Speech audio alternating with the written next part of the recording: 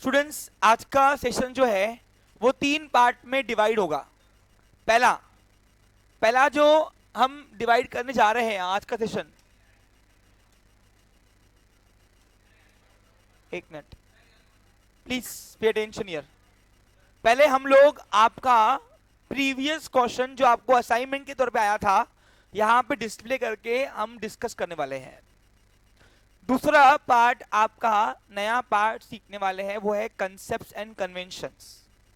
और तीसरा पार्ट हम शुरू करने वाले हैं कंसेप्ट एंड कन्वेंशंस को यूटिलाइज करना इन एंट्री फॉर्मेट।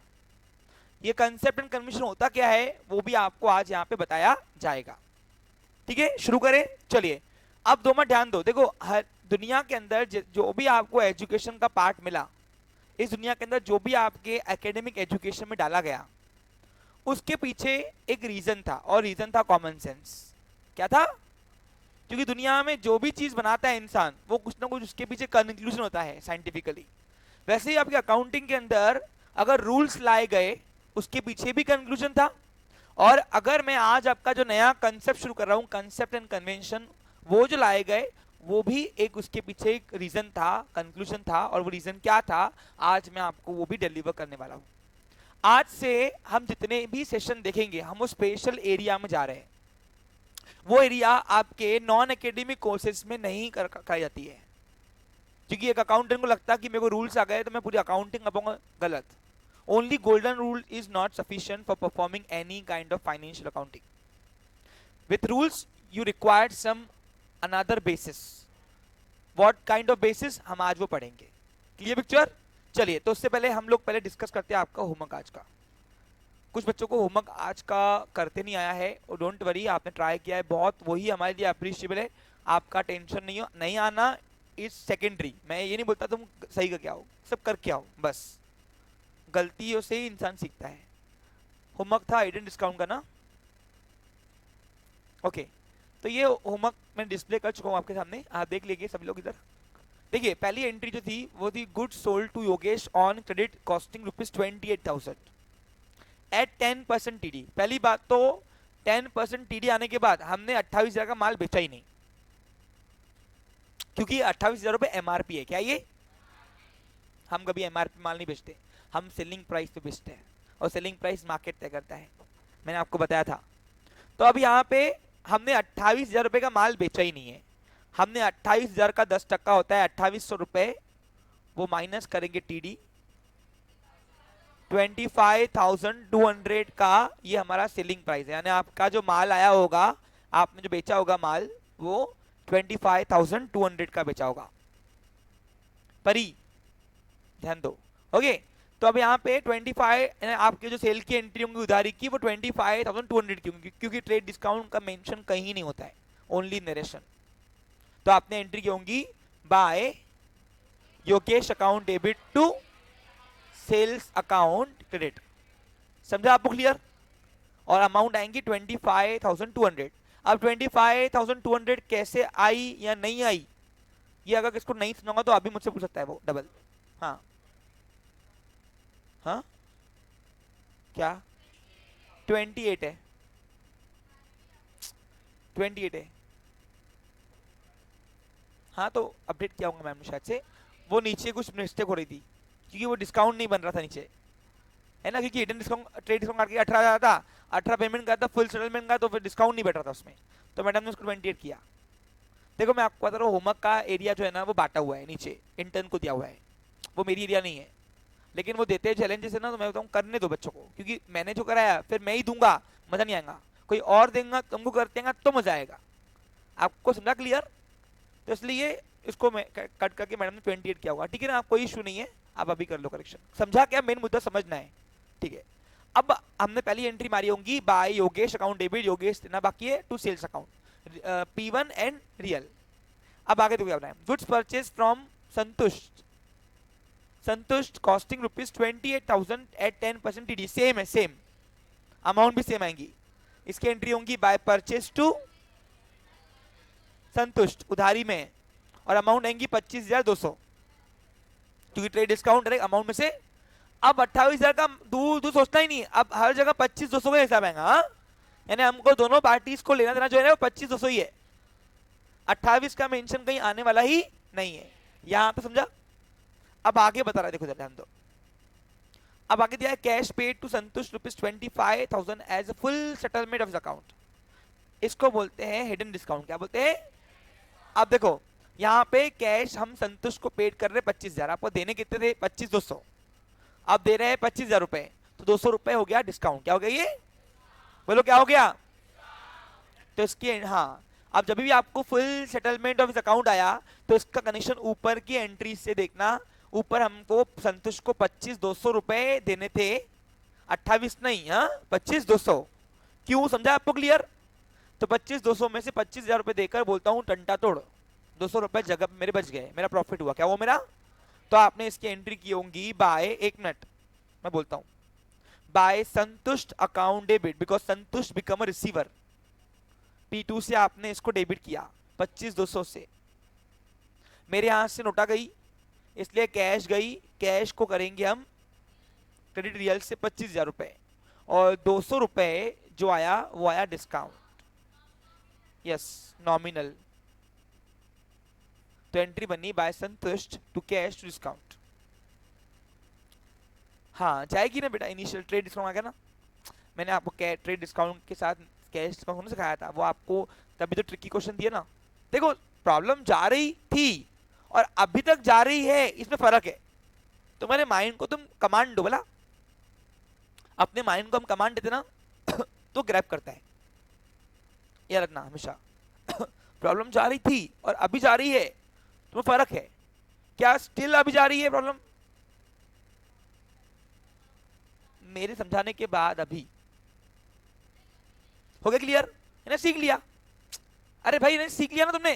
देखो क्या होता है, कुछ चीजें हमको पीछे नहीं आ रही थी, अब हमको सर ने डिस्कस कर दिया, तो मेरे माइंड को समझाओ कि अब मैंने एब्जॉर्ब कर लिया उसको अभी अंदर, तो अब नहीं जाना चाहिए। गलती किसको बोलते? जो एक ही बार होती हो, जो बार बार करे वो आदत है। क्या है वो? अपनी। तो कभी भी आना, कुछ चीजें ऐसे जरूरी नहीं कि हम लोग हमेशा एकेडमिक जो सेशन चल रहा है उसमें सीखेंगे, नहीं नहीं, कुछ चीजें हम होमवर्क से सीखेंगे। और ये एंट्रीज डिस्कस करने वाली थी इसलिए तो कर रहा हूं। तो पिछली बार मैंने कहा होमवर्क डिस्कस आपसे था, ये टफ लेवल तो अच्छा था। अब मैम ने मुझसे बिना कंसर्न करा दिया, मैंने करने दो जो चाहे, मैं मुझे देखूं बच्चों को आ रहा कि नहीं आ रहा। अरे हर चीज हम तो सिखाएंगे, कुछ खुद का भी तो क्रिएटिव होना चाहिए ना माइंड। आ रहा को सुन में। देखो मेरा काम है आपको बेसिस देना, रेफरेंसेस देना, बाकी जिंदगी की गाड़ी तुमको खुद चलानी है अपनी। वहां हर जगह सर तुम्हारे पास नहीं रहेंगे, तो चैलेंजेस तुमको खुद एक्सेप्ट करना है, ट्राई करना है। तुम अपना बेस्ट दो, वो रिजल्ट का टेंशन मत लो, वो कुछ ना कुछ अच्छा ही पहुंचेंगे हम लोग, ठीक है।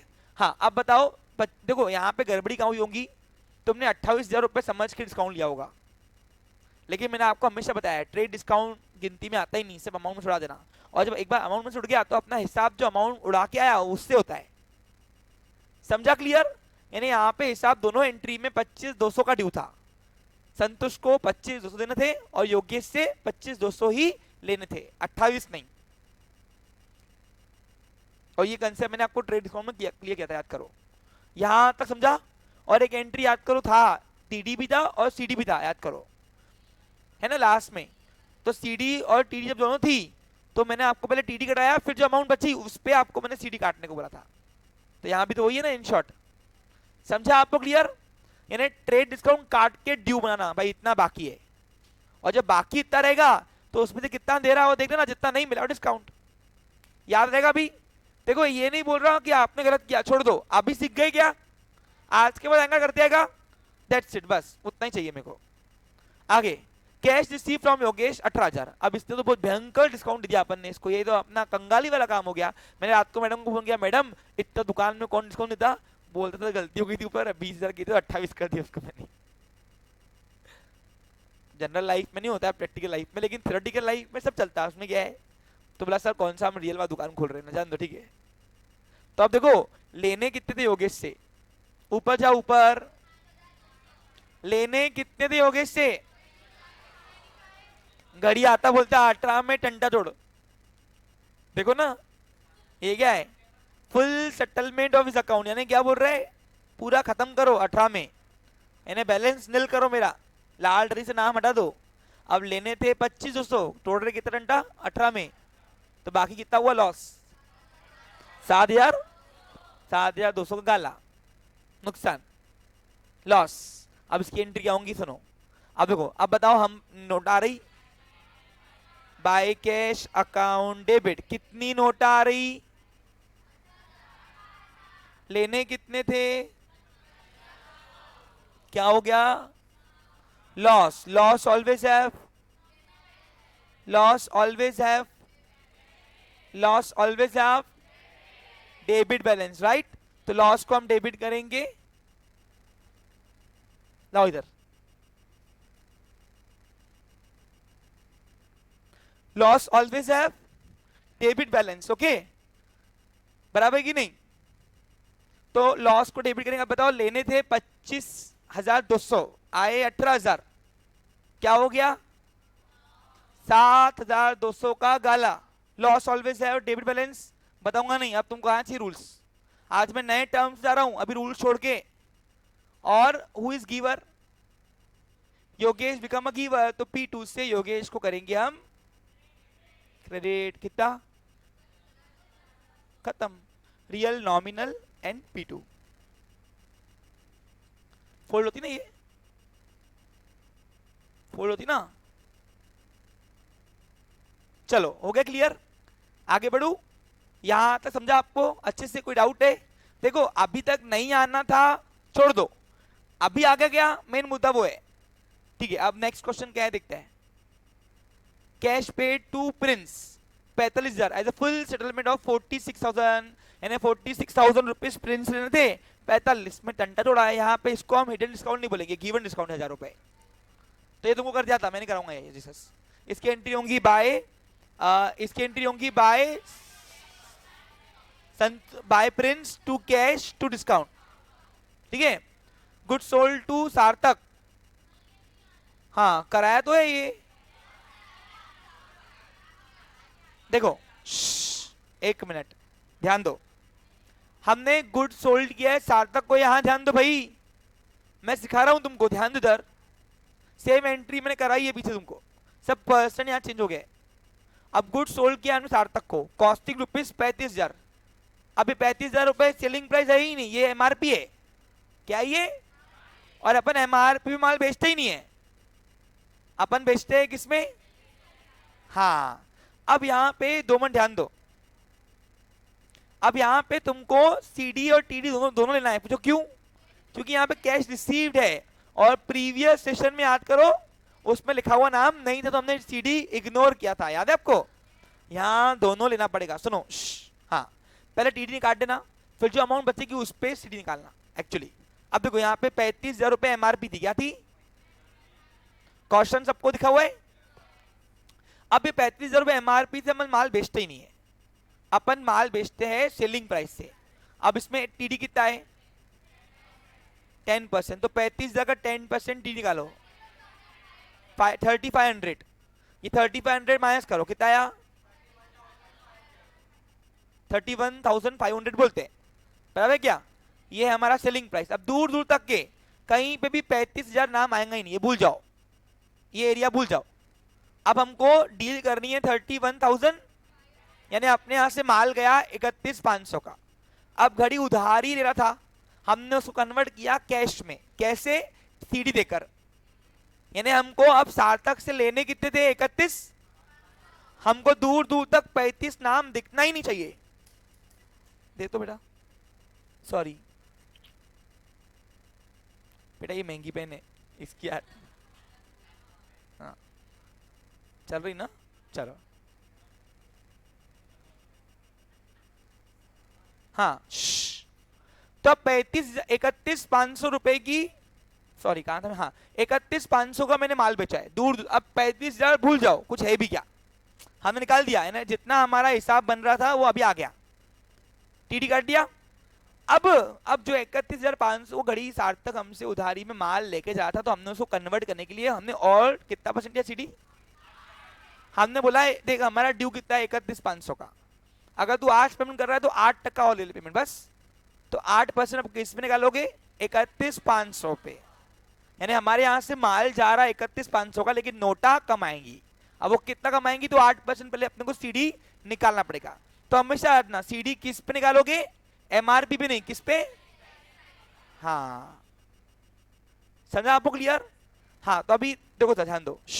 अब यहाँ पे 31,500 का 8% निकालना है, 8%। अब मैंने 8% तुमको सिखाया है ना, यहाँ तो 10% निकाल के 2% माइनस कर दो, यहाँ तो 5% जोड़ के 1 3% जोड़ दो। बात ऐसा का ऐसा को बात एक ही होती है। अब देखो, कोई भी अमाउंट का एक जीरो कम किया तो होता है 10%।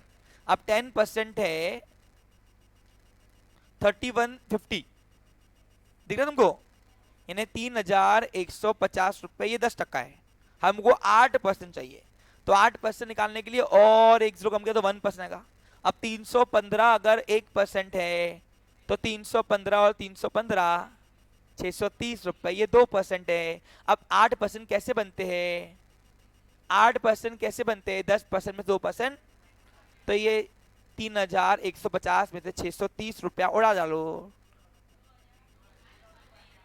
2,500 पक्का, 2,520 रुपए, ये आ गया हमारा 8% सीडी। क्या होगा ये हमारा? किसको नहीं समझा फिर से पूछो। हाँ प्राची, क्या हुआ? देख, क्या नहीं समझा? डिस्काउंट की अमाउंट निकालना नहीं समझा, कि इसमें से क्या निकाल रहे वो नहीं समझा। हाँ, अब देख, डिस्काउंट तुमको अगर देखो 8% निकालना है, 8%, 31,500 रुपए अमाउंट है, कितनी है? 35 नहीं, 31,500, क्योंकि टीडी हम गिनते भी नहीं, वो तो एमआरपी थी, और अपन सीडी सेलिंग प्राइस देते हैं परचेजिंग प्राइस पे, ना कि एमआरपी पे, याद रहेगा?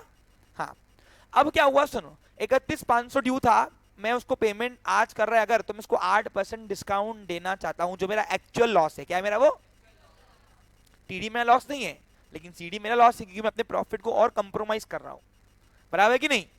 अब 2 मिनट ध्यान दो, ये देखो, अब यहाँ पे 8% निकालना है भाई, तो 8% में मेरे 2 ऑप्शन है, या तो 5% निकाल कर और 1% निकाल के जाऊं, तो 5%, 1 और 1 और 1, ये हो गया 8%।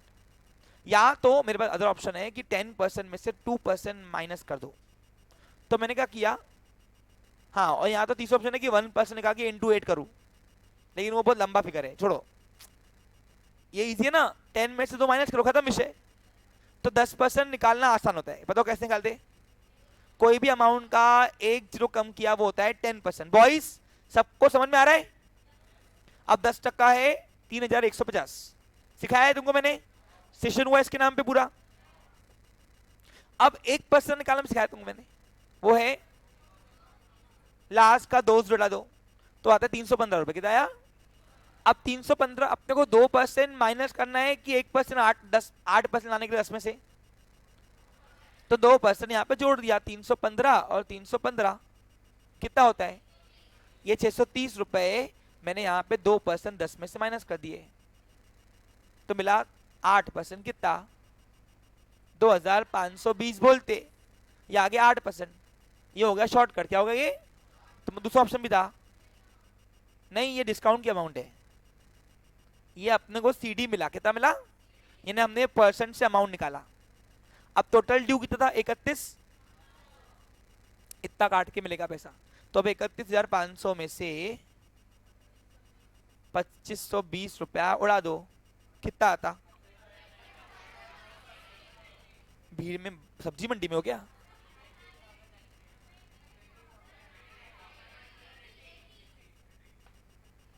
ये इतना रोकड़ा हमारे पास आएगा, लेकिन माल जाएगा इतने का, और ये जो हुआ मेरा लॉस, क्या वो मेरा? सबको समझ में आ रहा क्या? पहले टीडी काटना, फिर जो अमाउंट बचेगी उस पे सीडी देना, याद रखना, ये कॉमन सेंस है। क्या ये? और कुछ भी नहीं कराया मैंने आपको, बिजनेस जो व्यापार चलता है वो इसी चलता है। समझ में आ रहा है आपको? क्लियर? हाँ, अब 2 मिनट ध्यान दो। अब माल जा रहा है 31,500 का, लेकिन नोटा आ रही है 28,990, बराबर है क्या ये? सॉरी 980, बराबर है कि नहीं? अब ये कैसे आया? ये प्लस माइनस करके दिखा दूंगा मैंने, ये रहा देखो, ये सेलिंग प्राइस में से 31,500 में से हमने सीडी 8% सीडी की अमाउंट काट दी, बराबर कि नहीं?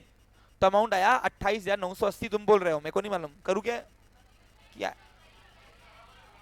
कौन बोलता करो? हाँ दयाल, अच्छा भरा बोला, चलो ठीक है। अब बताओ, नोटा आ रही, what comes in debit? Cash. Cash comes in debit, कितनी आ रही? ये कैसे आई प्राची, समझा क्या देखो? ये 28,980 रुपए कहां से आए, समझा क्या? पक्का? सीडी माइनस कर देना। अब माल कितने का गया? 35 का नहीं है, 31। नोटा आ रही 28,980, क्या हो गया? लॉस हुआ ना, और लॉस ऑलवेज हैव कौन सा रूल? नॉमिनल। रूल्स पक्के करो, बता रहा मैं क्लियर। कुछ बच्चों के रूल्स पक्के नहीं है। मैं एक बात सुन लो, मैं यहाँ पे आके एक आधा दिन सेशन खराब करके वाइवा लूंगा, सुनो मेरी बात, और जिसको रूल वाइज एंट्री नहीं आई उसको निकाल डालूंगा यहाँ से, बता रहा क्लियर में। देखो मैं हमेशा बोलता हूँ, मेरे को तुम्हारे फीस से कोई मतलब ही नहीं है, ना ही मेरे को पैसे से कोई प्यार है। मेरी कोटा कितनी है? बहुत कम है, बता रहा क्लियर। हाँ, मैं अपने लिए खर्चा नहीं करता कुछ भी। तुम्हारा जो फीस है ना, तुम्हारे इसमें लगाते हम डेवलपमेंट पे, ये इंफ्रास्ट्रक्चर वगैरह पे लगाते हम। तो इसलिए बता रहा हूँ, मेरे को यहाँ पे स्टूडेंट पढ़ने वाले चाहिए, अरे काम में धंधे वाले यहाँ पे चाहिए नहीं बिल्कुल मेरे को, समझा क्लियर? इसलिए एक ही इंटेंशन रख के आओ, पढ़ाई।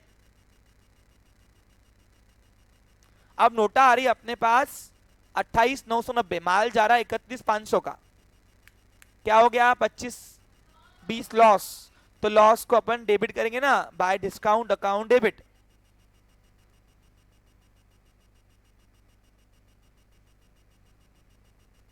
और मेरे यहां से गुड्स आ रहा कि जा रहा?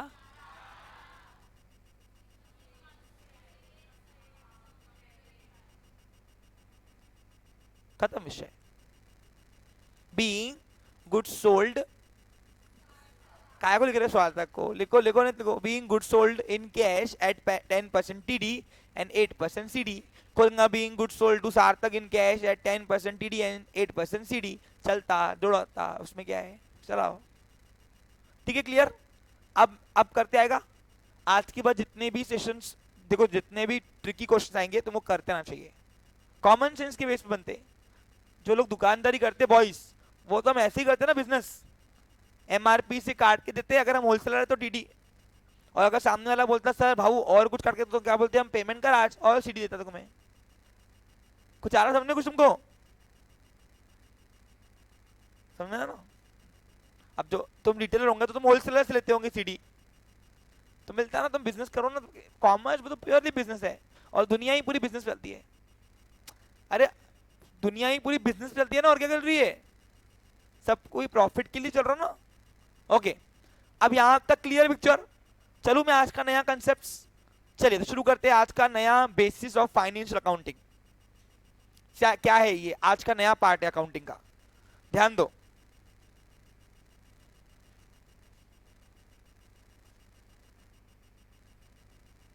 शुरू करें क्या? एक बच्चा प्रीवियस ईयर मेरे पास 11 का आया था, कोई अदर एक्स नाम की ट्यूशन क्लास से। तो मैं आपको इवेंट बता रहा हूँ, सुन लो। तो उसको मैंने बोला था बेटा कंसेप्शन कन्वेंशन आते? बोला सर ये तो हमने सिखाया ही नहीं। तो जाके वो सर से झगड़ के आया कि भाई सर आपने हमें ये नहीं सिखाया, वो नहीं सिखाया था, ये तो इधर उधर, ये सर तो कुछ अलग ही कुछ नाम पूछ रहे थे। तो सर ने उनको बुक खोल के दिखाई 11 की, बोलते थे देखो इसमें क्या है। आपको समझा कुछ? यानी इन शॉर्ट, एक बुक तुम्हारा नॉलेज शेयर नहीं करता, एक बुक तुम्हारा नॉलेज डिटरमाइन नहीं करता। हम लोग बुक से एडवांस जाना जरूरी है अगर तुम्हारा बेस मजबूत करना है तो हमें, समझा? इसलिए मैं आपको बुक खोल के नहीं पढ़ाता हूँ। आप जितना नॉलेज समेट सकते हो 11th में समेट लो। बुक का लेवल इतना सा है, हम आपको इतना बड़ा लेवल देना चाहते हैं ताकि तुम लोग आगे की जर्नी, लॉन्ग लास्टिंग जर्नी जो होगी ना, वो आगे तुमको कोई तकलीफ जाए नहीं। ठीक है, चलिए तो आज हम एक नए नए टर्म पे जाते हैं, बेसिस। ये है क्या? अब मैं इसके बारे में एक स्टोरी शुरू करता हूं, ध्यान दो। देखो लूका ने जो डबल एंट्री सिस्टम बनाई फाइनेंशियल अकाउंटिंग की,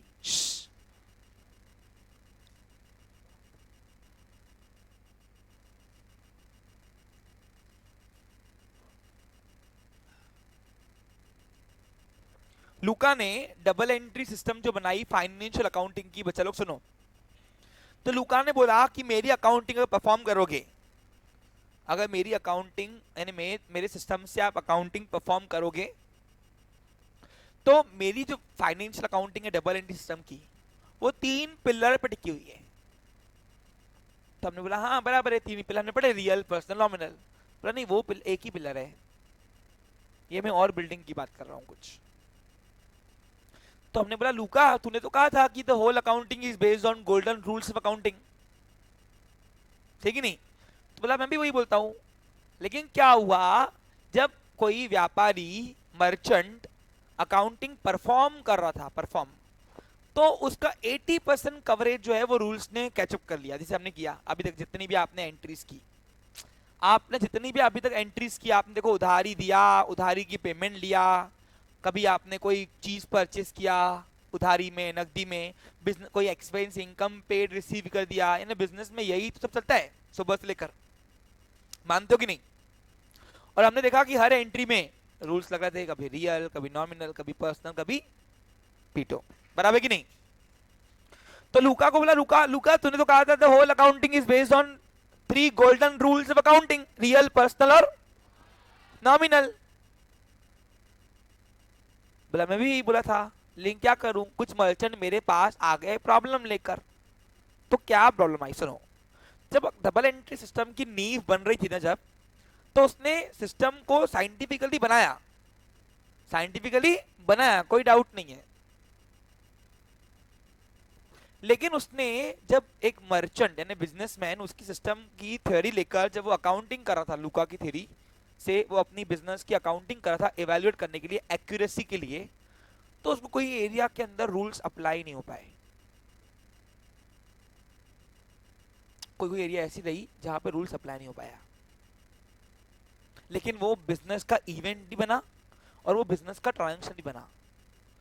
तो लूका को बोला लूका यहाँ तो तेरे रूल्स काम ही नहीं कर रहे। तो लूका ने बोला हाउ यार, मैं तो रूल्स काम ही नहीं कर रहे इधर, तो करना कैसे भाई? तो लूका ने बोला पूरे अकाउंटिंग को एक्यूरेट बनाने के लिए हमें 2 और बेसिस जोड़ने पड़ेंगे, और इसलिए हम जो फाइनेंशियल अकाउंटिंग की डबल एंट्री सिस्टम से अकाउंटिंग करते हैं, वो 3 बेसिस पे, 3 पिलर्स पे अटकी हुई है। पहला गोल्डन रूल्स ऑफ अकाउंटिंग, जो मैंने आपकी कवर किया है, जिसमें हमने रियल, पर्सनल, नॉमिनल पढ़ा। दुनिया के 3 ही रूल्स है, आपने 4 रूल्स पढ़े हिंदी में, क्योंकि पर्सनल रूल 2 मीनिंग इंडिकेट करता है, एक रिसीवेबल भी होता है, एक रिसीवर होता है, एक गिवेबल भी होता है, एक गिवर भी होता है, दैट्स व्हाई। तो लूका ऐसे है कौन से ट्रांजेक्शन जहां पे काम नहीं किया है, वो आज मैं आपको बताऊंगा कौन से ट्रांजेक्शन में रूल्स काम नहीं करते हैं। तो फिर लूका ने बोला कि अगर मेरे गोल्डन रूल्स जहां अडॉप्ट नहीं हुए, वहां पे 2 टर्म्स आपको अलग से और पकड़नी पड़ेगी, और वो 2 टर्म्स सीखने के बाद ही एक अकाउंटेंट अकाउंटिंग में एक्सपर्ट होता है, और तभी वो पर्सन को हम रियल वाला अकाउंटेंट बोलेंगे, जो लॉजिकल साइंटिफिकली वो अपनी अकाउंटिंग परफॉर्म कर पाएगा। और वो उसमें से आज मैं एक नया कंसेप्ट, नया पिलर शुरू कर रहा हूं। दूसरा पिलर वो है कंसेप्ट एंड कन्वेंशन। यानी क्या सीखा कि अगर आपको बिजनेस के अंदर, प्रैक्टिकल लाइफ के अंदर अगर आपको अकाउंटिंग करनी है, तो सब rules are not sufficient for performing accounting of any kind of business organization. Any problem?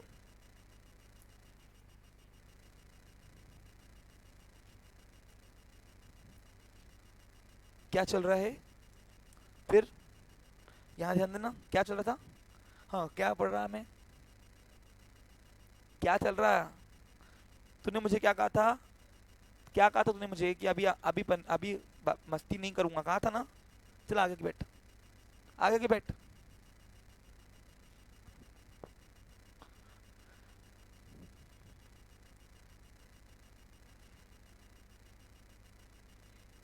Dayal पीछे जा बेटा। तो लूका को बोला लूका ऐसी कौन सी एरिया है? बोला है, अभी तुमको बताऊंगा मैं। तो कहीं जब अकाउंटेंट ने यानी बिजनेस की अकाउंटिंग शुरू की गई, तो कोई एरिया के अंदर रूल्स काम ही नहीं करे। तो रूल्स काम नहीं करने के बाद उसने कवरेज करने के लिए, वो एरिया को कवर करने के लिए 2 चीज बनाई, एक कंसेप्ट एंड कन्वेंशन और दूसरा अकाउंटिंग स्टैंडर्ड। अब दोनों काम क्या करते हैं, आज ही मैं आपका कंक्लूजन करने वाला हूं, ध्यान दो, सुनो। ये दोनों चीजें उसने यूनिवर्सल बनाई, लेकिन ये चीजें उसने कंट्री टू कंट्री वरी किया, यानी वेरिएशन दिया। इसको एएस के नाम से जाना जाता है, अकाउंटिंग स्टैंडर्ड्स। और इसी वजह से जो नॉन एकेडमिक वाले टीचर्स होते हैं वो आपको लॉजिकली अकाउंटिंग नहीं पढ़ाते, क्योंकि उन्होंने सिर्फ स्टडी इसकी की हुई है बस। जब तक ये दो एरिया की वो स्टडी नहीं करेंगे तब तक कि वो लॉजिकली वो अप्लाई नहीं कर पाएंगे, क्योंकि हर ये रूल्स पूरी एरिया कवर नहीं करते हैं। जैसे एग्जांपल देखो, अब हमने जितने भी ट्रांजेक्शन किए वो ट्रांजेक्शन मैंने आपको सिखाया जहां पे रूल्स अप्लाई होते हैं, लेकिन कुछ ऐसे ट्रांजेक्शन है जहां पे रूल्स अप्लाई नहीं होते। एग्जांपल दूं, अब एग्जांपल जैसे अभी फॉर एग्जांपल मैं एक ओनर हूं, मैंने दुकान के अंदर पैसा लाया, मैं दुकान के अंदर इन्वेस्टमेंट किया, जैसे 10 लाख रुपए की दुकान लागत लगा के मैंने दुकान शुरू की, तो वो भी तो एक इवेंट है, वो भी एक बिजनेस का ट्रांजेक्शन है। तो उसकी एंट्री क्या करे, उसकी एंट्री क्या करे, क्योंकि मैं ओनर और मैं दुकान दोनों तो एक ही है। तो वहां पे लूका सब जगह है, लूका ये तो इवेंट है कि वो मालक, मैं मालक हूं, मैंने दुकान में 10 लाख रुपया लगाया और दुकान शुरू की, ये इवेंट बना, ये एक बिजनेस का ट्रांजेक्शन बना, क्योंकि कैश इन्वॉल्व है। हर एक्टिविटीज में कैश गुड्स या सर्विस इन्वॉल्व होंगे, डायरेक्ट इंडायरेक्टली वो बिजनेस का इवेंट ट्रांजेक्शन बन जाता है। तो फिर उसको तो रूल कैसे लगाए, रूल्स कौन, रियल लगाऊं, कैश आ रही थी, कैश आ रही, चलो रियल लगा रहे, कैश आई रियल से हो गया, डेबिट कैंसिल मिल गया। अब क्रेडिट के पास गए, रियल से कुछ जा रहा क्या, तो कौन उठाने वाला है, मैं ही मालक, दुकान मालक, एक देना बाकी है, किसको देना बाकी है भैया, किसको भी नहीं। खर्चा हो गया या इनकम हुई, न इनकम हुई न प्रॉफिट हुआ, मैंने 10 लाख रुपए मेहनत से कमा के लगाया था भैया दुकान में। और गिवर कौन हुआ, थर्ड पार्टी है ही नहीं सामने वाला को डील करने वाला, तो वहां पे तो रूल लगा ही नहीं। तो लूका का बोला, लूका ये तो रूल लग ही नहीं रहा यहाँ पे। तो लूका ने बोला ठीक है, कुछ एरिया के अंदर एक दो ये नया टर्म लाओ, आपका लग जाएगा। और उसमें से पहला टर्म में पढ़ने वाला हूँ कंसेप्ट। ये कंसेप्ट क्या चीज, सुनो। अब मैं आज आपको तीनों का कंक्लूजन बताऊंगा कि क्या है ये, और रोज हम एक नया कंसेप्ट पढ़ेंगे अभी, और उसको एंट्रीज में इंप्लीमेंट करेंगे। ध्यान दो, सुनो। तो लूका ने बोला कि जब एक अकाउंटेंट अकाउंटिंग करेगा, तो जब वो रूल लगाएगा तो उस रूल के साथ साथ कुछ नेसेसरी अजम्पशंस होंगे जो उसको मानने चलने पड़ेंगे। अब ओनली अजम्पशन है, मैं फिर बोल रहा हूं, ध्यान दो, अभी हम बहुत सेंसिटिव एरिया में आ गए वापस, क्योंकि नया कंसेप्ट पा रहा हूं, नया चीज एक। अभी तक एरिया अलग थी, अब एक नई एरिया में आ रहे हैं हम, इसलिए बोल रहा हूं। फिर बोलूं, देखो सुनो, लूका को बोला, लूका तेरे रूल्स कहीं कहीं अडॉप्ट नहीं हो रहे, कुछ कर। तो लूका ने बोला, देखो भाई, मेरे रूल्स अडॉप्ट होंगे, लेकिन जहां जहां अडॉप्ट नहीं हो रहे, सपोज नहीं भी हो रहे, तो आपको कुछ चीजें वहां पे मान के चलनी पड़ेगी। और जब उस कुछ चीजें आप जब मान के चलोगे बिजनेस के अंदर, बिजनेस एक्टिविटी को परफॉर्म करने के दौरान जब आप बिजनेस की अकाउंटिंग करोगे, वो सारे नेसेसरी चीजें मान के चलना है, उसको इंग्लिश बोलते हैं अजम्पशन। क्या बोलते हैं, जिसमें बोलता हूं कि अभी अभी क्या है, सुबह है ना, मान के चलो आज रात है, अगर तुमको ये बात समझनी है तो तुमको मानना ही पड़ेगा। ये अज्यूम है, क्या है ओनली, ये रियलिटी नहीं है, ये अजम्पशन है। और जब तक कि हम कुछ चीजें मान के नहीं चलेंगे तब तक के हम अकाउंटिंग के ये रूल्स अडॉप्ट नहीं कर पाएंगे, कहीं कहीं एरिया के अंदर, सभी एरिया के अंदर नहीं, कहीं कहीं एरिया के अंदर। और वो जितनी चीजें उसने बताई कि ये एरिया मान के चलो, कि ये चीजें मान के चलो, उन सारे नेसेसरी अजम्पशन को उसने एक नाम दिया कंसेप्ट्स। तो कंसेप्ट्स का मतलब है necessary assumptions required for performing the accounting of business transaction in some area, in some area. मेरी बात तुमको समझ में आ रहा है क्या, पक्का, कोई डाउट नहीं है। यानी क्या सीखा, व्हाट इज कंसेप्ट, कोई पूछेगा तो आप उसको ये बताना कि गोल्डन रूल्स अकाउंटिंग के कोई कई जगह पे काम नहीं करते। तो लूका ने बोला कि उसको अडॉप्शन में लेने के लिए, उसको इंप्लीमेंट में लेने के रूल्स को हमको कहीं नेसेसरी अजम्पशन दिए गए हैं, और वो सारे अजम्पशन जब मैं एक साथ जोड़ लेता हूं, उसको एक ही नाम देता हूं, उसको नाम दिया है कंसेप्ट। समझा, पक्का, पक्का, अच्छे से, ओके। तो व्हाट इज कंसेप्ट्स बताओ। concepts means necessary assumptions required for performing the financial accounting of double entry system in business organization for specific area only in specific area. अरे बेटा मैंने इंग्लिश में बोल दिया ऐसे ही फ्लो में, मेरे को क्या मालूम, मैंने कोई स्टेटमेंट ना बनाया ऑफिशियली, तुम बनाओ ना अपनी स्टेटमेंट्स, समझ लो पहले फिर बना ला खुद की, दिखा भी देना लगे तो मैं चेक भी कर लूंगा, ठीक है। सुनो ध्यान दो, सुनो, जब भी एक अकाउंटेंट, आज एक अकाउंटेंट एक्सपर्ट जो बनता है ना, उसको 3 चीजें आनी चाहिए सर, रूल्स आके मतलब नहीं है, उसको ये 2 चीजें आनी जरूरी है, कंसेप्ट कन्वेंशन और अकाउंटिंग सेटअप। अकाउंटिंग सेटअप में बाद में आऊंगा, फिलहाल आज मैं आपका सिर्फ एक वर्ड एरिया कर रहा हूँ, कंसेप्ट। समझ में आ रहा है आपको क्लियर? यानी क्या सीखा बोलो? आपने ये सीखा कि अकाउंटिंग करते समय एक अकाउंटेंट जब अकाउंटिंग करेगा बिजनेस की, तो जब वो गोल्डन रूल्स अडॉप्ट कर रहा होगा तो कहीं कहीं एरिया के अंदर उसको कुछ चीजें मान के चलनी पड़ेगी कि ये ऐसा ही होता, वो रियलिटी नहीं है, वो फैक्ट नहीं है, सिर्फ अजम्पशन है। क्या है? ओनली। और जब तक कि वो मान के नहीं चलेगा तब तक अकाउंटिंग नहीं कर पाएगा। वो सारी मानने वाली चीजों को हमने नाम दिया है कंसेप्ट, सिंपल भाषा में। और ये कोई रियलिटी नहीं है, ओनली अजम्पशन है। क्या? ओनली अजम्पशन का मतलब होता है मान के चलना है। जैसे मैं बोलता हूँ कि भाई 12th में कृष्णा को 90% आ गया, मान के चलो, रियलिटी है क्या? हो सकता है 90 से ऊपर है 90 नीचे है, लेकिन 90% आई ये मान के चलो। अगर तुमको ये चीज समझनी है तो मैं बोलूंगा कि ये अजम्पशन है। क्या ओनली है? क्योंकि अब तक 12th आया नहीं है, एग्जाम हुई नहीं है, रिजल्ट आया नहीं है, तो मैं कैसे मान के चलूंगा? तो रियलिटी है वो 11 में, लेकिन अजम्पशन है कि वो 90% आ चुकी है उसको।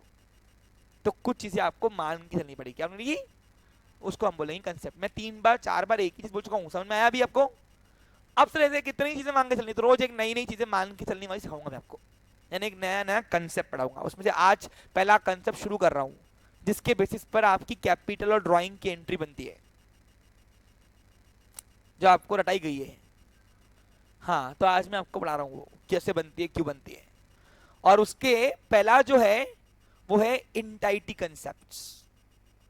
इसको इंटिटी कंसेप्ट भी बोलते हैं, कोई कोई, अपना अपना एक्सेंट है, चलता है।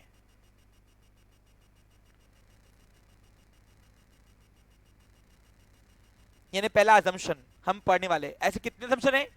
बहुत अजम्पशन है। कितने पढ़ाओगे सर? 4 या 5 आप भी पढ़ाऊंगा, लेकिन जो सीए फाउंडेशन की एंट्रेंस टेस्ट देगा तो उसके लिए एक स्पेशल क्लास चलती है 2 दिन की, उसमें सारे अजम्पशन पढ़ाएंगे, क्योंकि सीए एंट्रेंस में पूछा जाएगा वो सब चीजें। और it's a purely academic part, मेरा कोई बनाया नहीं है। पहला कंसेप्ट कौन सा है?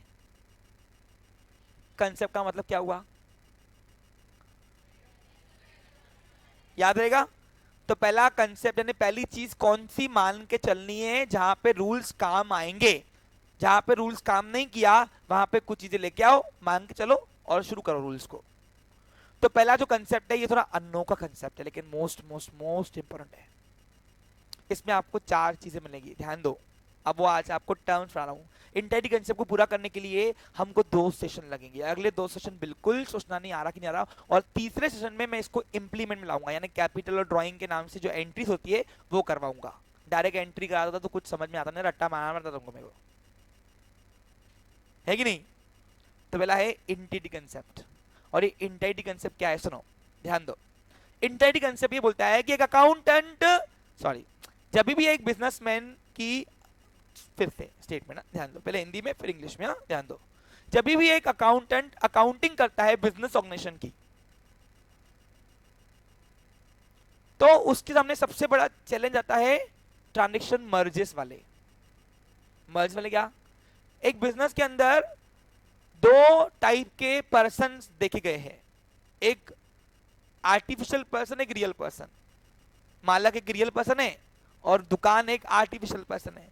तो एक बिजनेसमैन जब दुकान की अकाउंटिंग करता है तो उसके सामने सबसे बड़ा चैलेंजेस होता है कि मैं दुकान के साथ बैठ रहा हूं, मैं दुकान की तो अकाउंटिंग कर रहा हूं, लेकिन अब मालक यहां से पैसे निकाल रहा, वो पैसा कहाँ का खर्चा कर रहा है, मैं पूछ रहा हूं तो मेरे को बातें सुना रहा कि तू कौन होता है सुना बोलने वाला मेरे को। हाँ, मैं उसको बोलता हूँ भाऊ अकाउंटिंग करनी है, तो बोलता है मेरे को मत सिखा अकाउंटिंग के चक्कर में, को पता है तू मेरे से क्या पूछना चाह रहा कि 200 रुपए कहाँ भर के आया? हाँ, समझ आ रहा? कुछ समझ में आ रहा? समझ आ रहा? हाँ। तो यहाँ पे बहुत बड़ा चैलेंज आया, बोला मैं अकाउंटिंग करते नहीं जा तुम्हारी। क्योंकि देखो बिजनेस में अगर मालक पैसे निकाल रहा है तो वो भी एक ट्रांजेक्शन हुआ, बिजनेस में मालक ला रहा है वो भी एक ट्रांजेक्शन हुआ। अब मालक ने वो पैसा कहाँ खर्चा किया अगर मैंने हिसाब में नहीं लिखा भैया, तो बताओ मेरी अकाउंटिंग जो है वो इनकम्प्लीट रहेगी ना। तो फिर इसलिए इसलिए ये कंसेप्ट लाया गया। लुका ने बोला अकाउंटेंट को, ये अकाउंटेंट तो सारे, तुमको मालक के पीछे घूमना नहीं है। तो फिर अकाउंटेंट ने मुझे अकाउंटिंग कैसे करूं? तू तो बोल रहा है मालक के पीछे मत घूम, मालक से मत पूछ, तो करना कैसे? तो इसने क्या कर दिया, इसने अकाउंटिंग के अंदर एक अजम्पशन ला लिया। इसने अजम्पशन लाया, इंटेग्रिटी कंसेप्ट क्या बोलता है सुनो।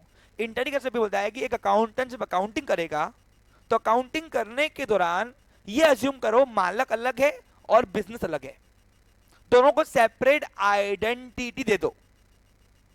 ये ओनली अजम्पशन है। पूछो क्यों? क्योंकि जब मैं बोलता हूं कि अकाउंटिंग करते समय ये अज्यूम करो मालक अलग है और दुकान अलग है, तो फिर मालक ने बोल दिया ए तू क्या बोल रहा, मैं अलग हूं दुकान से, यानी दुकान किसकी है? फिर मेरे पड़ोसी की। तो फिर अकाउंटेंट बोलता सर ये ओनली अजम्पशन है, मान के चलना पड़ता, रियलिटी आपकी दुकान है। ये कुछ आ रहा समझ में? फिर से बोलूं, सुनो तो ध्यान दो।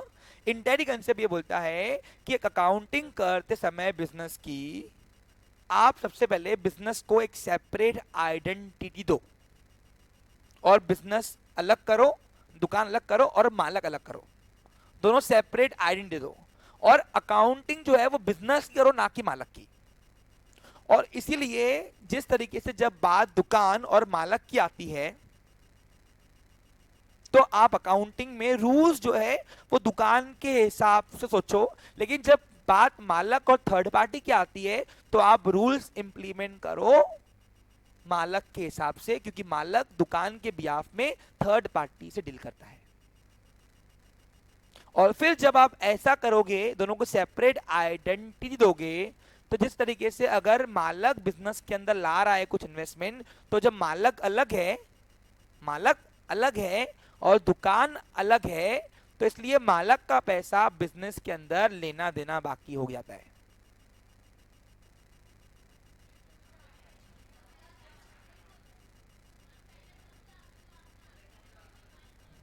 मैंने क्या बोला? मैंने पहले ही तुमको चेतावनी दी थी 2 दिन लगेंगे। फिर से बोलूं एक बार फिर से तुम्हारे सबके लिए। देखो एक दिन में नहीं आता।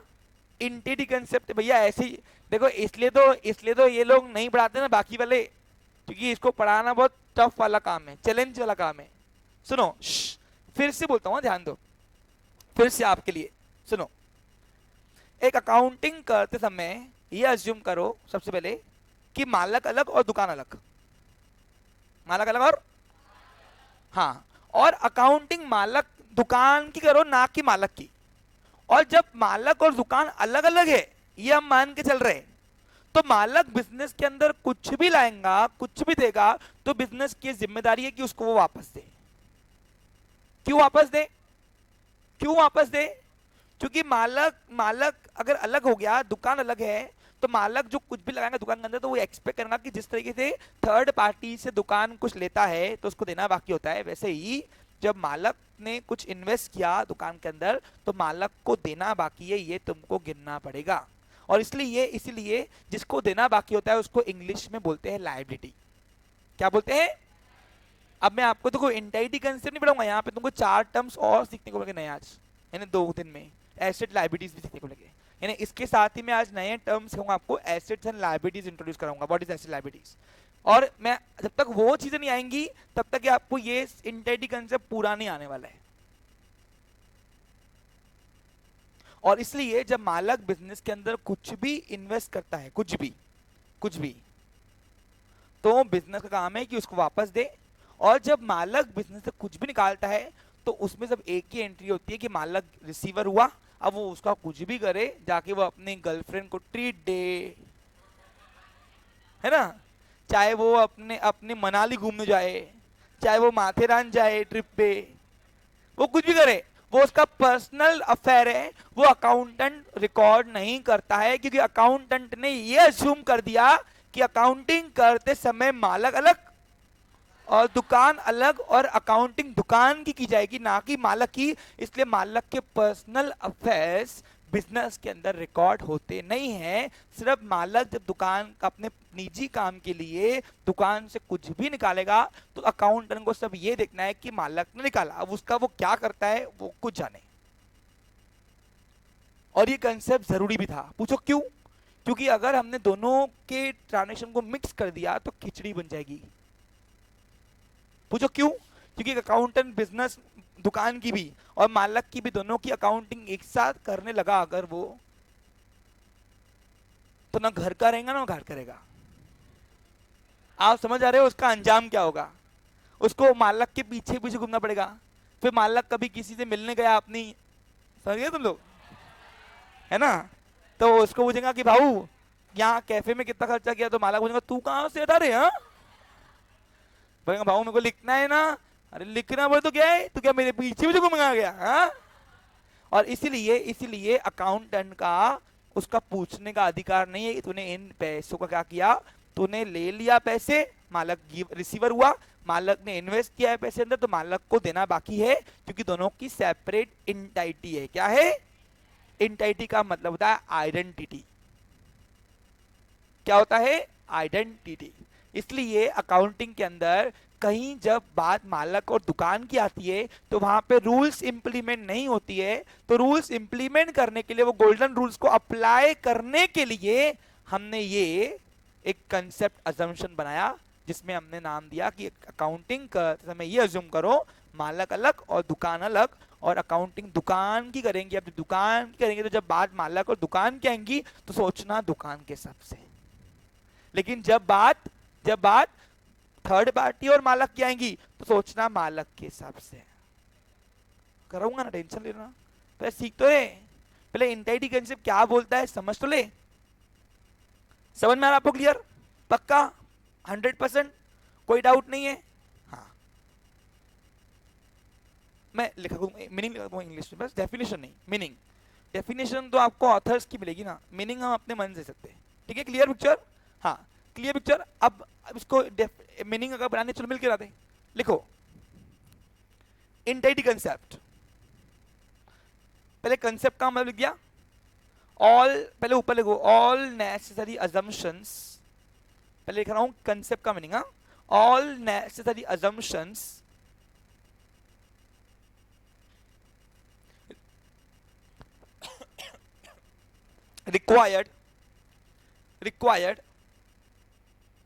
required for performing लिखा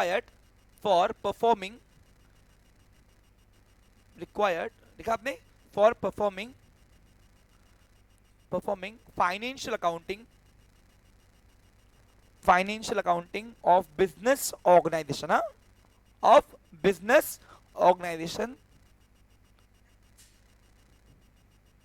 हाँ लिखा आपने, financial accounting of business organization in double entry system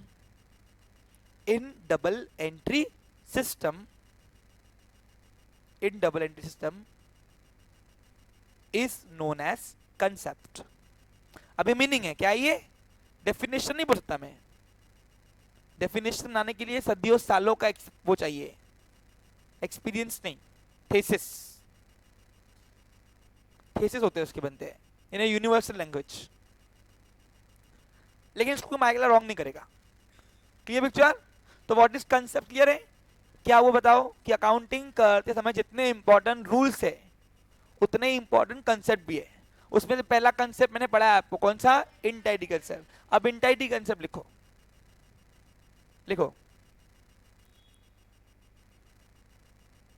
in accounting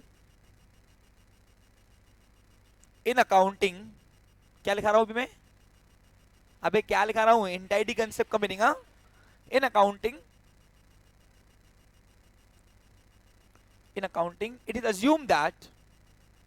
it is assumed that assume को बहुत ज्यादा फोकस करो, क्योंकि यहाँ पे assumption है, ये सिर्फ मान के चलने वाली बातें हैं अकाउंटिंग परफॉर्म करने के लिए। रियलिटी क्या है? दुकान और मालक एक ही है। अरे भाई मेरी दुकान मेरी नहीं तो किसकी, पड़ोसी की है क्या?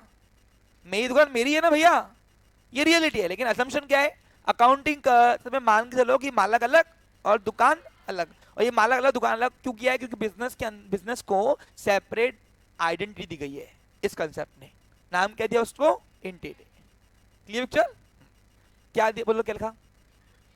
इन accounting it is assume that, लिखा आपने, assume that, in accounting it is assume that business has, एक काम करो बिजनेस ऑर्गेनाइजेशन लिखो, business organization has, business organization has देखा, has separate identity, separate identity लिखा, separate identity। ध्यान दो, समझो इस चीज को, ये बहुत ज्यादा इंपॉर्टेंट है जो हम पढ़ रहे हैं ना अभी, मोस्ट इंपॉर्टेंट एरिया पार्ट है ये, वो लाइफ लॉन्ग काम में आएंगी तुमको। अब तुमने टैली में कितनी बार कैपिटल की एंट्री की थी? कैपिटल की एंट्री लगभग आपको फर्स्ट एंट्री कैपिटल की होती है, कैपिटल ड्राइंग, लेकिन वो इसको बनाया इसने एंटिटी कंसेप्ट ने। समझ आ रहा आपको? क्लियर? हाँ हाँ, क्या लिखा आपने? सेपरेट आइडेंटिटी, फुल स्टॉप देखिए, it means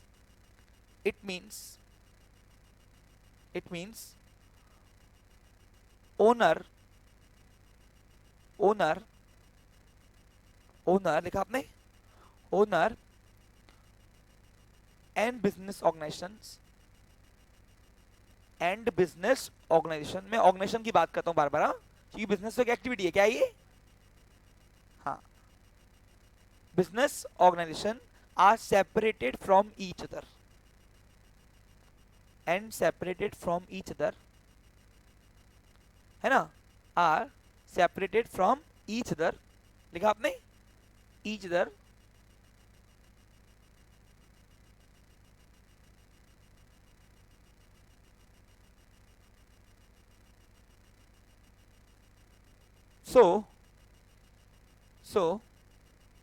so and therefore एक साथ है क्या?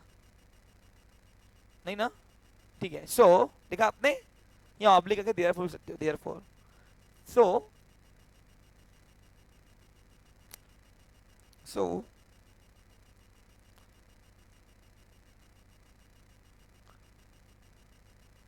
पर्सनल ट्रांजेक्शंस, पर्सनल अफेयर लिखो, अफेयर का मतलब ट्रांजेक्शन होता है, वो अफेयर नहीं है, हाँ, गलत मत सोच दो। So personal affairs of owners are not considered या नॉट रिकॉर्डिंग लिखो चलेगा, not recording, not considered in accounting process, लिखा आपने, फुल स्टॉप देखें,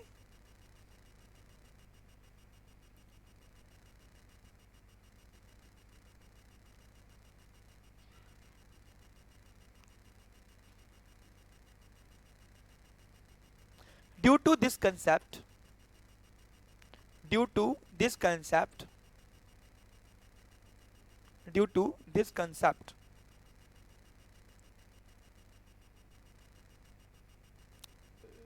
this concept due to this concept any assets, anything लिखो, anything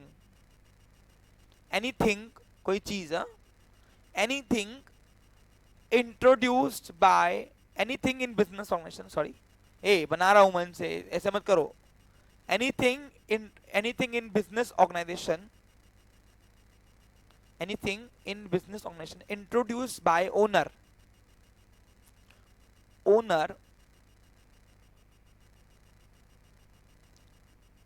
anything in business organization introduced by owner is considered as a liability of the business, is considered as a first party liability of the business. First party liability in business. First party liability. अब sir ये liability का तो मतलब नहीं पता, first party बोल दिए, तो अब हमें वही तो सीखना है आज. तो अभी ये कंसेप्ट पूरा कंप्लीट नहीं हुआ है, अभी हम एक नए टर्म में जा रहे, टर्म्स, बेसिस नहीं, टर्म्स.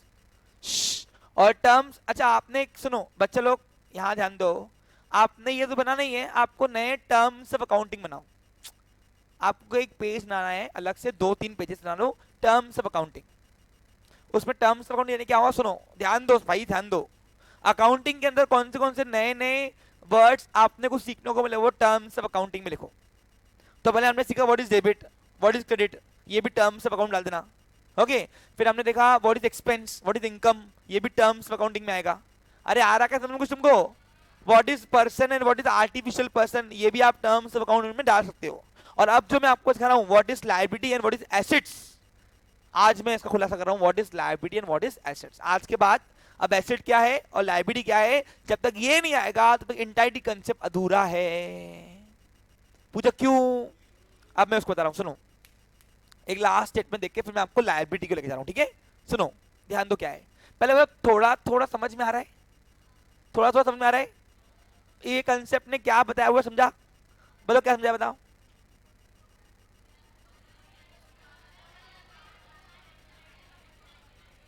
हाँ कुछ नहीं समझा मेरे को. हाँ अकाउंटिंग तो समय ये अज्यूम करो मालक अलग और दुकान अलग, और अकाउंटिंग करो दुकान की ना कि मालक की, और इसलिए मालक के पर्सनल अफेयर बिजनेस में रिकॉर्ड होंगे. तो आज के बाद मालक को कहीं पे भी खर्चा करो, अकाउंटेंट तुमसे पूछने का अधिकार.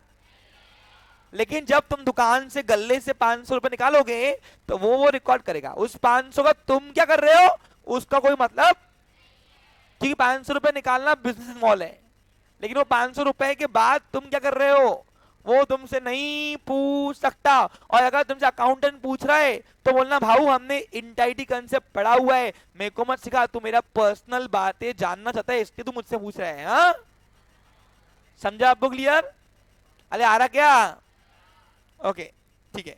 अब सुनो, अब हम पढ़ रहे हैं टर्म्स नए दो, वो है assets and liabilities. What is assets and what is liability. अब एसेट लायबिलिटीज कई बार तुम्हारे वर्डिंग गया होगा, but exactly what is asset तो अब मैं आज वो पढ़ा रहा हूं, ठीक है. अब पहले लिख लेता हूं, लिखो, लिखिए बच्चे लोग. अब जो मैं आपको लिखा के दे रहा हूं एसेट का मीनिंग सुनो, ए ध्यान दो बच्चे लोग, वो मैं अपने मन से लिखा के दे रहा हूं.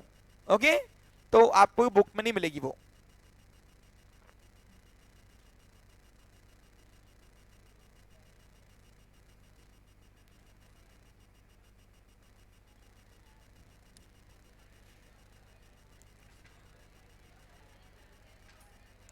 ओ नालायको, बातें बंद करो, पहले समझ लेते हैं. ए देखो तो सुन लो, पहले एसेट्स, आज मैं आपको दो इसके अंदर कंसेप्ट बता रहा हूं. पूछो क्यों, क्योंकि मालक का पैसा बिजनेस के अंदर कर्ज लायबिलिटी है. लायबिलिटी क्या है, अब वो लायबिलिटी क्या है तो वो वर्ड सीखना पड़ेगा, इसलिए आप जब तक वो वर्ड सीखोगे नहीं. एसेट लायबिलिटी देखो, जितना इंपॉर्टेंट डेबिट क्रेडिट था ना अकाउंटिंग में, उतने ही इंपॉर्टेंट एसेट लायबिलिटीज है. तो जितना इंपॉर्टेंट तुमने डेबिट और क्रेडिट को दिया ना, उतना ही इंपॉर्टेंट एसेट और लायबिलिटी को देना है. ध्यान दो सुनो. अब व्हाट इज एसेट्स, पहले मीनिंग समझ लेते हैं उसको. एसेट कितने टाइप की होती है वो भी पहले समझ लेंगे, ठीक है. ध्यान दो, और फिर मैं आपको इंग्लिश में लिखा के दूंगा मन से. ध्यान दो, पहले कंसेप्ट्स, पहले नए नए, हाँ शुरू कर पढ़ने समझेंगे फिर लिखा के दूंगा, ठीक है. कंसेप्ट है अभी ये वाला कंसेप्ट नहीं, हर बार मैं कंसेप्ट दूंगा तो ये वाला कंसेप्ट नहीं समझना. हाँ कंसेप्ट है वो सीखने का नया तरीका, ऐसा बोलते ना वो कंसेप्ट वो. हाँ समझा क्या, हाँ ठीक है. चलो तो अभी व्हाट इज एसेट सुनो. बिजनेस के अंदर जितना इंपॉर्टेंट डेबिट क्रेडिट होता है, इंपॉर्टेंट एसेट लायबिलिटी भी है. सुनो अभी क्या होता है एसेट का मतलब. बिजनेस के अंदर, दुकान के अंदर हर वो चीज जिसकी लाइफ तुम्हारे पास 1 साल से ज्यादा टिक गई, उसको साल के एंड में एसेट बोल देना. फिर से बोलूं? फिर से देखो, मैंने क्या बोला, 2 दिन लगेंगे, तो 2 दिन, अगले 2 दिन तुमको कुछ भी सोचना नहीं है।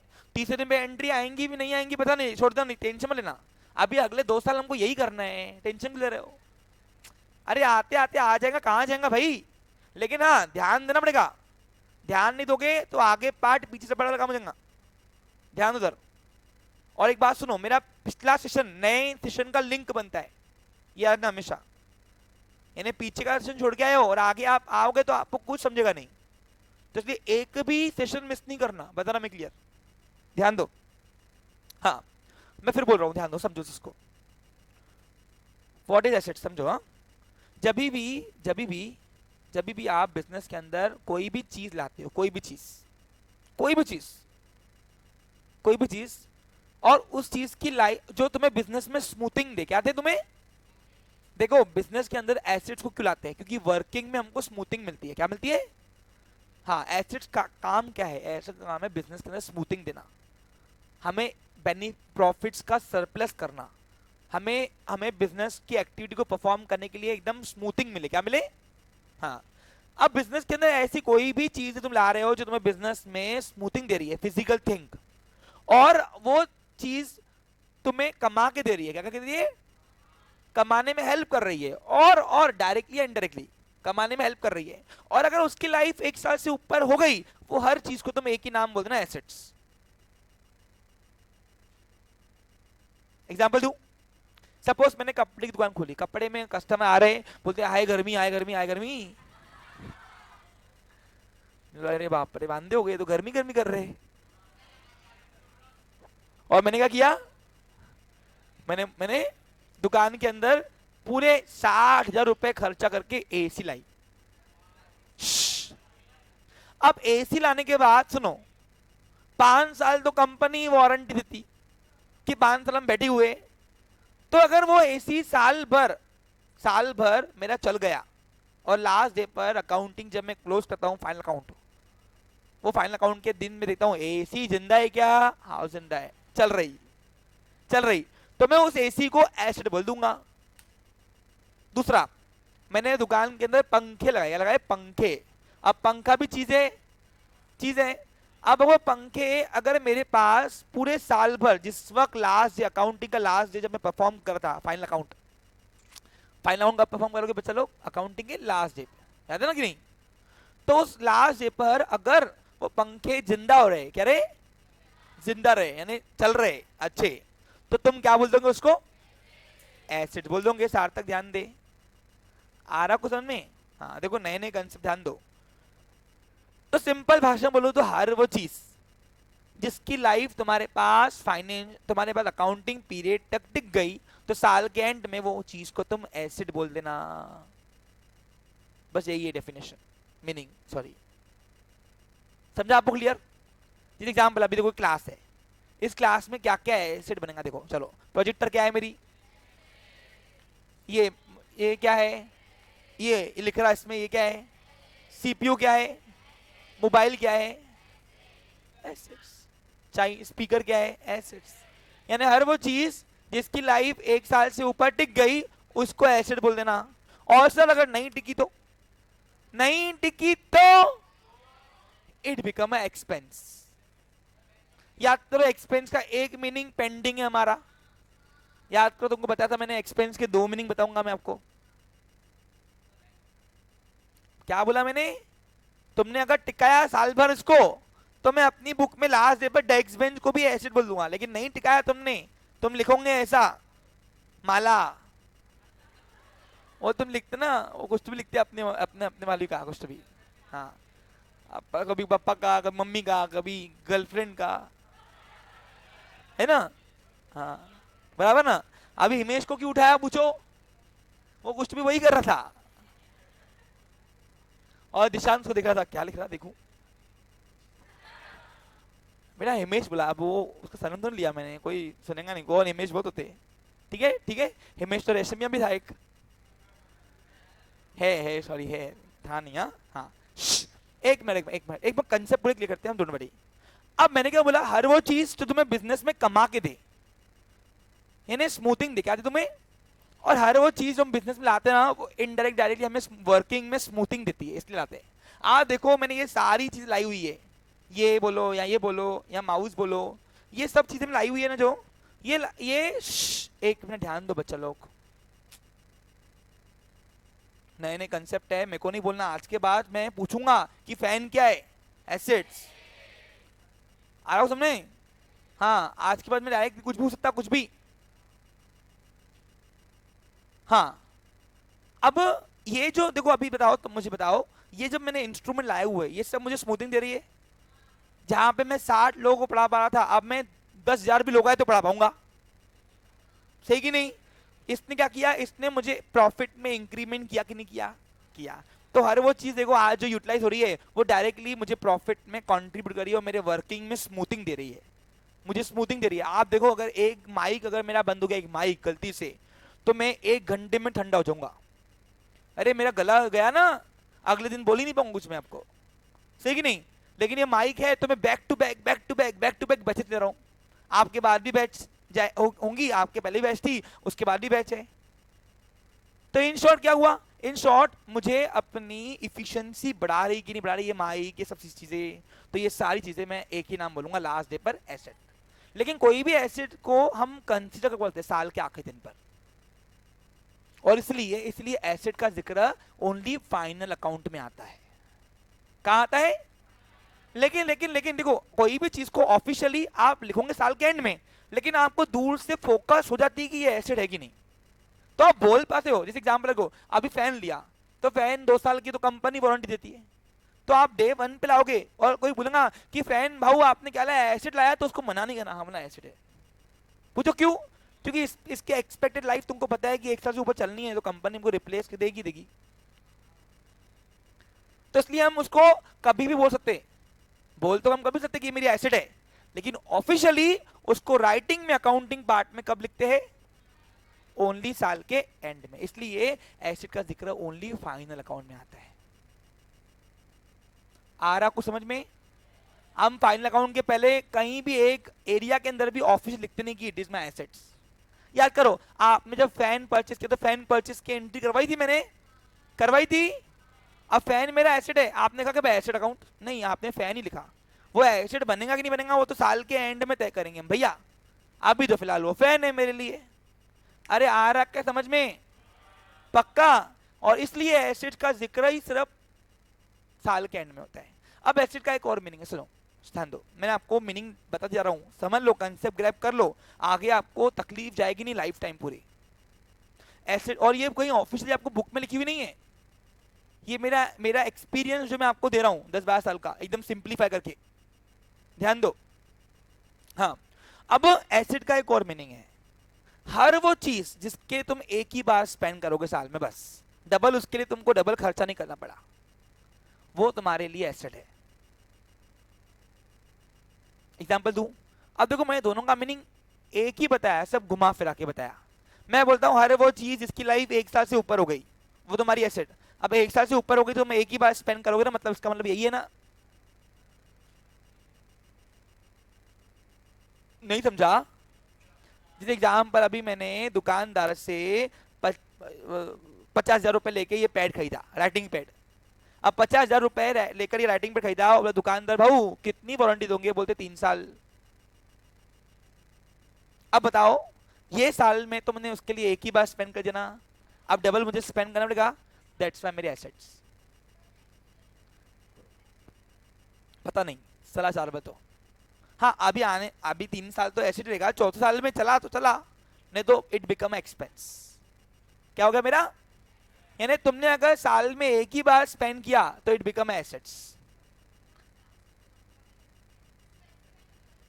हाँ, लास्ट 4 वाले ईयर में डिपेंड करता है, साल भर टिक गया तो फिर एसेट कर देना।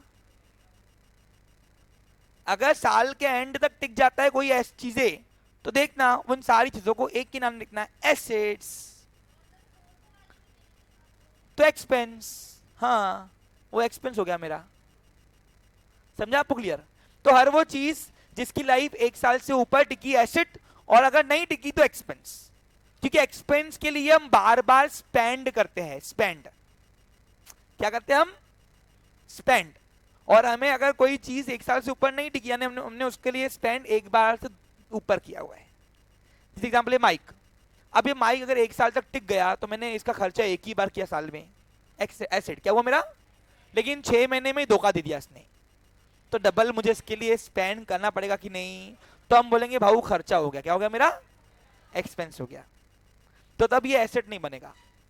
जो साल के अंत तक चल पाए, टिक जाए, वो चीजें एसेट्स, और जो साल के एंड में नहीं टिके वो क्या हो गई मेरी, एक्सपेंस। तो एक्सपेंस का एक और मीनिंग है, बोलो क्या? एक तो एक्सपेंस का मीनिंग लिखा है service in output out, expense. और दूसरा, अगर कोई चीज भी है, कोई चीज अगर ऐसी है जिसकी लाइफ 1 साल से ऊपर, तो वो भी तुम्हारा खर्चा है, क्योंकि तुम उसके लिए डबल स्पेंड कर रहे हो। क्या कर रहे हो? हाँ बोलो। एसेट। और रिपेयर का कॉस्ट एक्सपेंस में आएगा सिर्फ। अरे समझा उसका क्या हुआ? 4th ईयर में वो बोल, जैसे अभी 3 साल के पैड का मैंने एग्जांपल दिया आपको, 3 साल ये पैड मेरा चला, 4th ईयर में बोल रहा है वो रिपेयर का चलाया हमने, तो रिपेयर का जितना खर्चा है वो एक्सपेंस पकड़ना, बाकी साल के एंड में इसको एसेट बोल देना। समझा आपको? क्लियर? पक्का? यानी रिप्लेसमेंट कॉस्ट अगर डबल नहीं लगी मुझे पूरी, तो मेरी एसेट, और अगर मुझे डबल स्पेंड करना पड़ा है तो मैं बोलूंगा खर्चा हो गया, क्या मेरा, एक्सपेंस। हाँ बोलो, कुछ क्वेश्चन है? हाँ बोलो।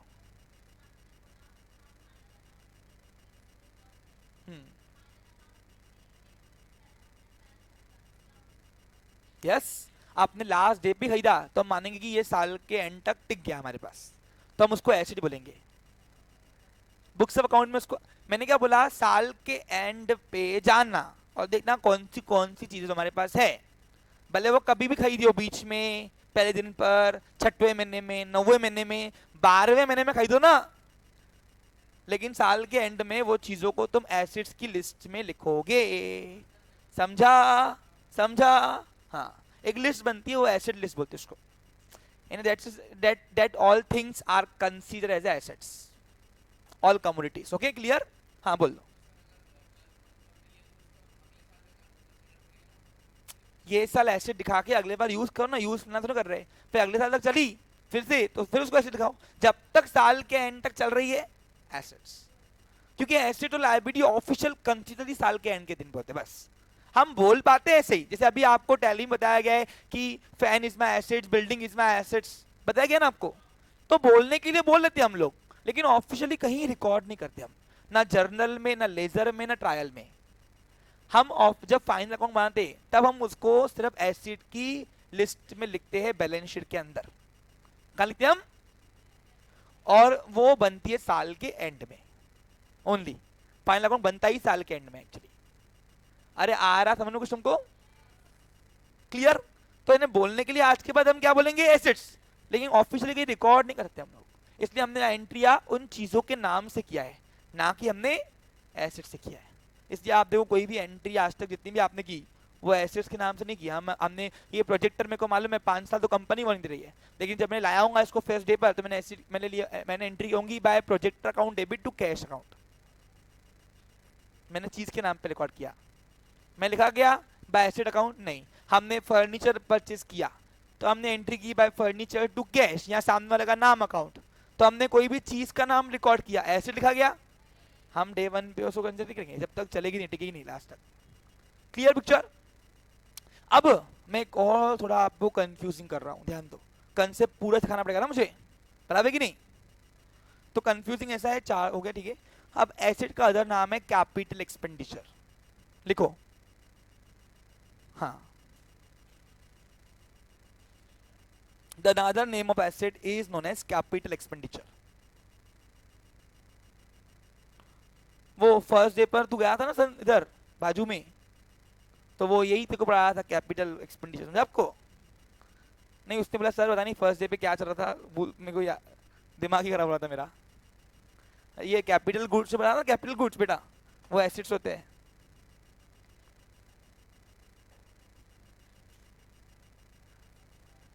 किसने?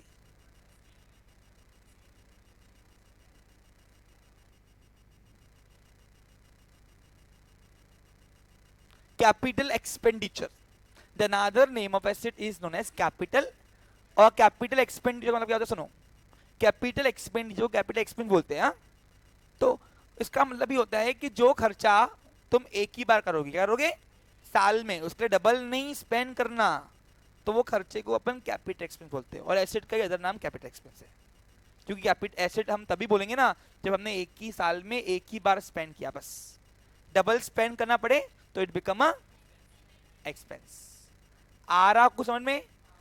जैसे स्टेशनरी है, अब स्टेशनरी कोई सर्विस तो देती नहीं, वो चीजें आती बकायदा, बट हमने उसको क्या नाम, हमने उसको नॉमिनल रूल से याद करो करते हैं हम।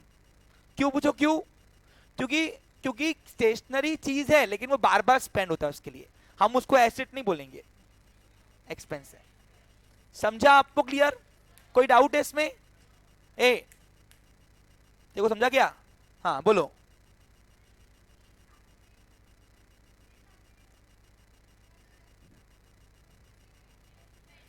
खर्चा हो गया, क्लियर पिक्चर?